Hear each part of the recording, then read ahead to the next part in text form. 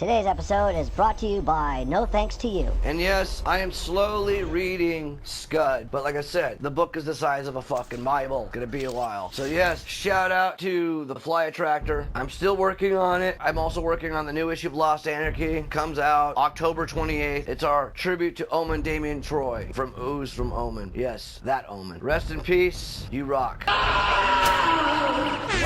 comment, and subscribe if you want to see more. Before we get to this Patreon requested video by our newest patron, ShadowVessel, I like to make a few debates to my detractors in my last video because, well, you can go fuck yourselves. I mean, seriously, Michael fucking won that little debate. I know you say, oh, blah, blah, blah this and blah, blah, blah that, but, no, Michael won. You obviously don't know how to read body language. I mean, yeah, you do have a few points on what you've said in the comments. I'm not going to read them all because that gives you attention. And yeah, the last video did pretty decently. I didn't even have to buy views this time. Yeah, unlike other YouTubers, I own what I do. You just think they're popular. You know, like Black Veil Brides and shit. I know that's an old reference because I'm old. But seriously. Go fuck yourself. You viewed it, didn't you? And to the Gabby Petito. Again. Who cares? You should not care. You only care because you're fucking little snowflake. Now on with the show.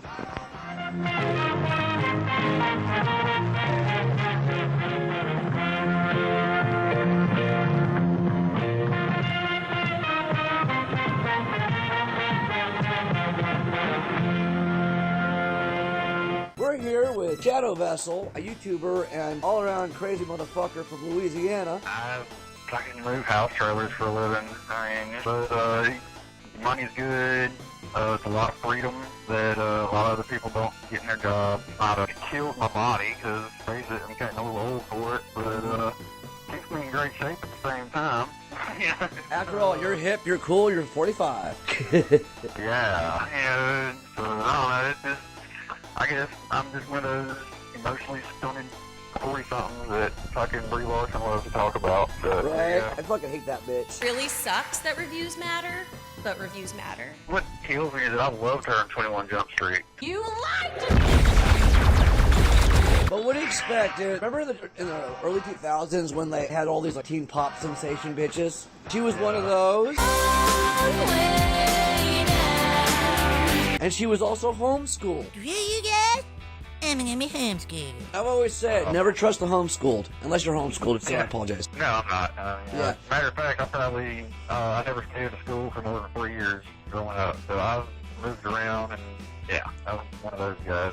Yeah, you're one of those out-of-town kid you don't want to fuck with. That, and you always have to learn how to fucking be able to blend like a chameleon in a fucking different social group depending on where you go, right? Yeah, exactly. So, like, by the time I got to high school, I was, like, mainly in the headbangers, but we were also cool with the fucking geeks, because I was one of them too. And then, we kind of cross-pollinated with everybody, and then the fucking prep got all the hot chicks. Mm-hmm. So, we just kind of made our way in and out of that. So. You're one of the outsiders. Yeah, exactly. Yeah. God, what a great movie. Yeah. But, fuck yeah.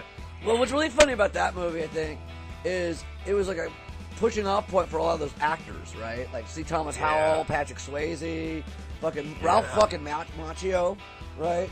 Oh, God. But it was also the ending career for Leif Garrett. Yeah, oh, man. Yeah. Who I've actually met a few times. He's actually done a few shows at the Whiskey for his birthday.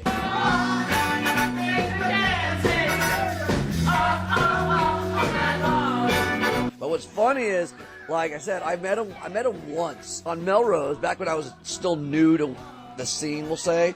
And I booked a band called Imperative Reaction. There's like Golden Apple Comics, the comic shop in Hollywood. It was my first fucking promotion gig, so I had to go around looking for people to go to the comic shop to check out the fucking band and then go to the movies.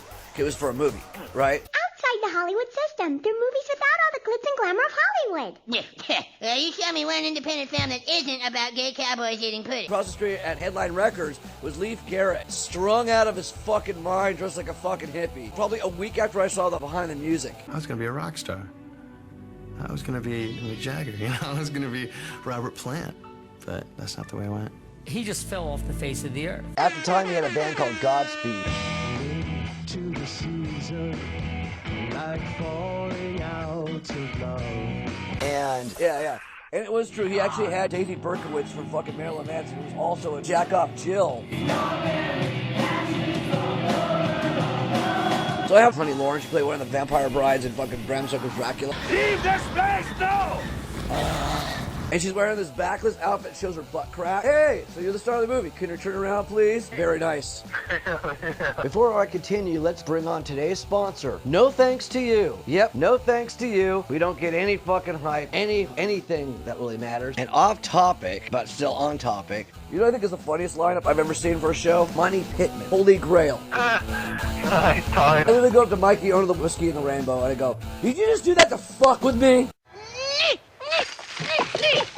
But the funniest just ever. Corey Feldman was forged. What year was that? 2013. Dude, I've got a story that takes place before that. It was between 2001 and 2005 or 6. But anyway, Corey Feldman came to West Monroe, Louisiana, and played a bar and got booed off the fucking stage. So fucking sad, man. I was like, that is such a sad fucking story. And you were at that show too? You were actually at that show? No, I wasn't. But I was actually, the guy that was at the show was a friend of mine and was telling all of us about it. And I was like, oh my god, you know what I mean? I was actually at that Corey Feldman orgy show. Oh man. I mean, like, I've seen, as much as I don't want to admit it, I've actually seen Corey Feldman, I want to say like 5 times, but not on purpose. First time I saw him, it was appropriate, because it was Corey Feldman and G-Tom Mac.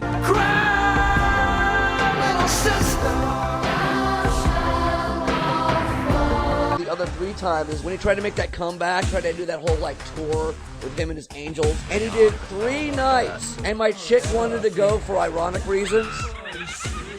She stays for all 3 nights, the whole set. And I've seen G-Tom Mac 3 times.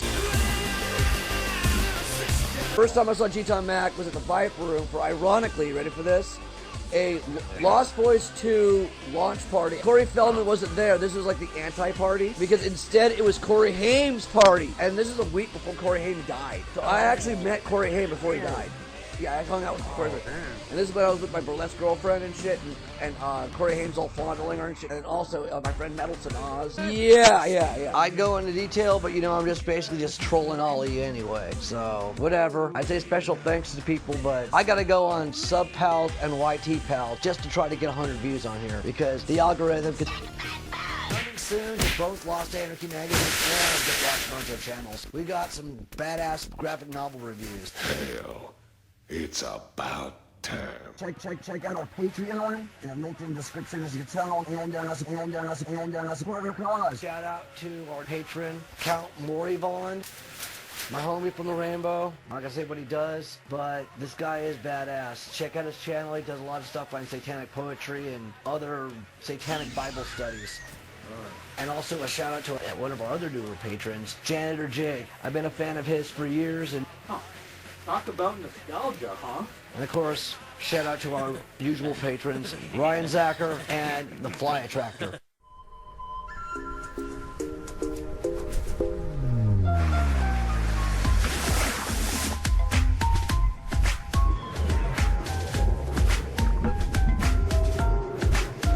Also, I hang out with rock stars and party with all of them, and don't have to chill out because they're my friends. While you guys badmouth California while living in California.